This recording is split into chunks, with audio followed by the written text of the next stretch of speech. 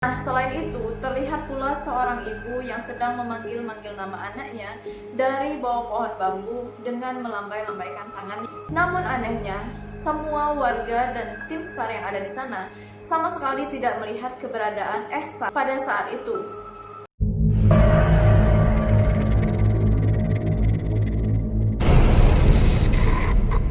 Halo guys, jumpa lagi dengan Mia. So hari ini kita akan membahas mengenai mitos-mitos tentang malam 1 Suro. Tanggal 1 Suro atau yang biasanya bertepatan dengan tanggal 1 Muharram di dalam kalender Jawa dianggap sangat sakral atau sangat keramat bagi sebagian masyarakat Jawa maupun di Indonesia. Bahkan saking keramatnya, sebuah film yang berjudul Malam 1 Suro yang dibintangi oleh ratu horor yaitu Suzana dibuat untuk merepresentasikan kejadian-kejadian yang selalu terjadi pada malam 1 Suro. Lalu, seperti apa mitos-mitos yang dikaitkan dengan malam 1 Suro? Langsung aja kita mulai.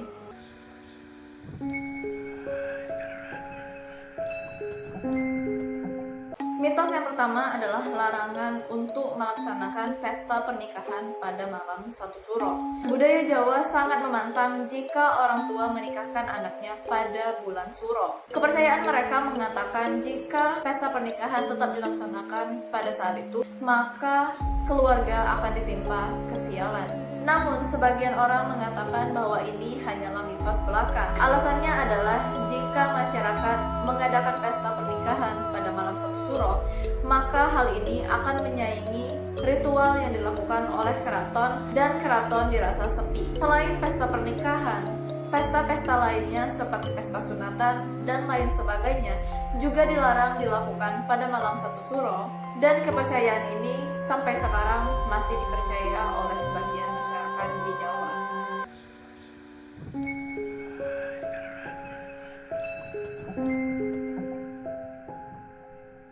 Mitos yang kedua adalah larangan untuk keluar rumah pada malam 1 Suro. Pada malam 1 Suro, masyarakat Jawa percaya jika lebih baik untuk berdiam diri di rumah daripada pergi keluar. Karena jika keluar, maka kesialan atau hal buruk bisa saja terjadi pada malam itu.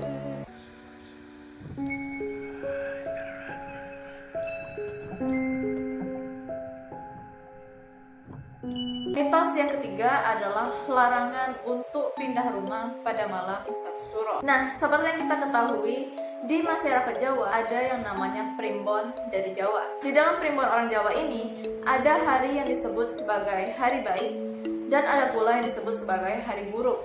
Sebagian masyarakat Jawa mempercayai untuk tidak melakukan pindah rumah pada malam 1 Suro karena hari itu dianggap sebagai salah satu hari buruk di dalam primbon Jawa.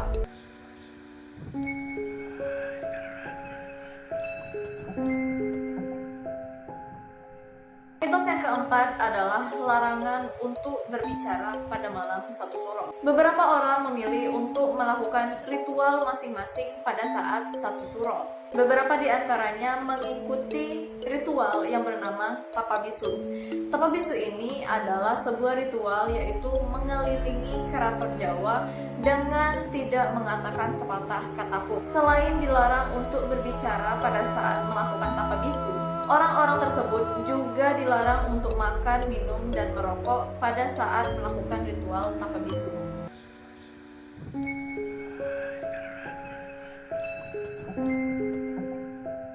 Baru-baru ini, sebuah video yang beredar di sosial media memperlihatkan seorang ibu yang sedang memanggil-manggil nama anaknya dari bawah pohon bambu yang diduga anaknya tersebut telah hilang dan dibawa masuk ke alam gaib pada tanggal 1 Suro. Seperti video yang diunggah oleh akun Instagram @magelangraya yang satu ini.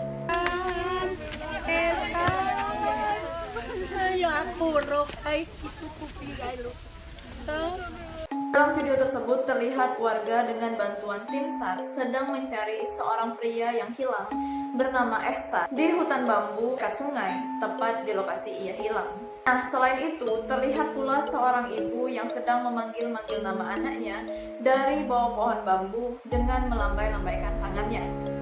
Namun anehnya, semua warga dan tim SAR yang ada di sana sama sekali tidak melihat keberadaan Ehsan pada saat itu.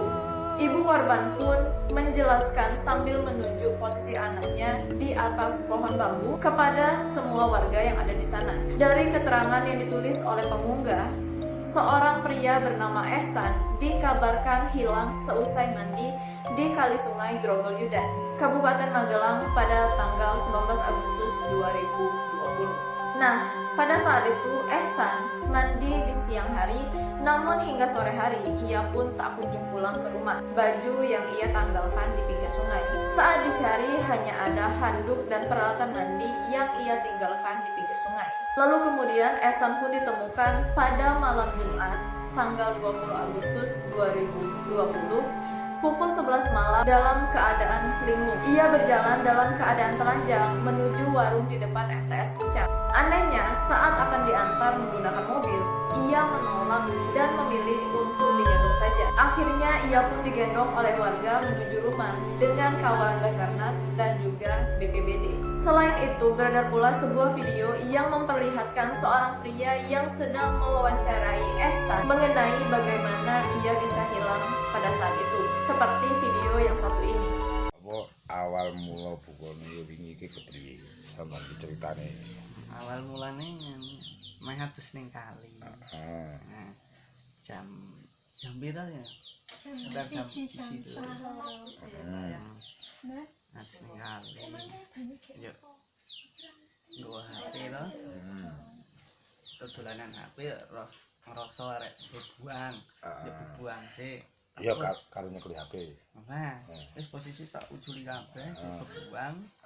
Yo munggah arek atus. Dalam video singkat tersebut, ia menjelaskan bahwasannya ketika hendak mandi, ia merasa ada seseorang yang tiba-tiba memukul di belakang kepalanya. Ia pun tiba-tiba pingsan dan ketika terbangun, ia sedang berjalan di jalan setapak yang sangat lurus dan melihat banyak sekali wanita dan pria yang berpasang-pasangan. Namun anehnya, semua wanita yang ada di jalan tersebut bermuka sama. Yang berbeda hanyalah pria-pria pasangannya.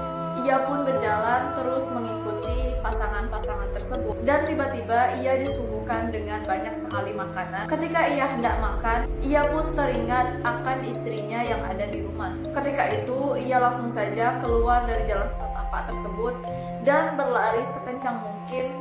Kemudian tiba-tiba ia pun keluar dari alam gaib tersebut. Pada saat itulah ia berjalan menuju ke warung di depan MTS Puncak dan menemukan seorang warga dan meminta pertolongan kepada seorang warga untuk mengantarkannya pulang ke rumah. Oke guys, jadi itu aja mitos-mitos yang dikaitkan dengan malam Satu Suro serta kejadian baru-baru ini yang dikaitkan dengan Satu Suro.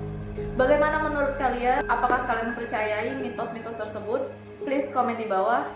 Dan jangan lupa untuk like dan share jika kalian menyukai video ini. Jangan lupa juga yang belum subscribe, silahkan di subscribe dan tekan tombol loncengnya agar kalian mendapatkan notifikasi ketika aku mengupload video baru. Sampai jumpa di video selanjutnya. Bye bye.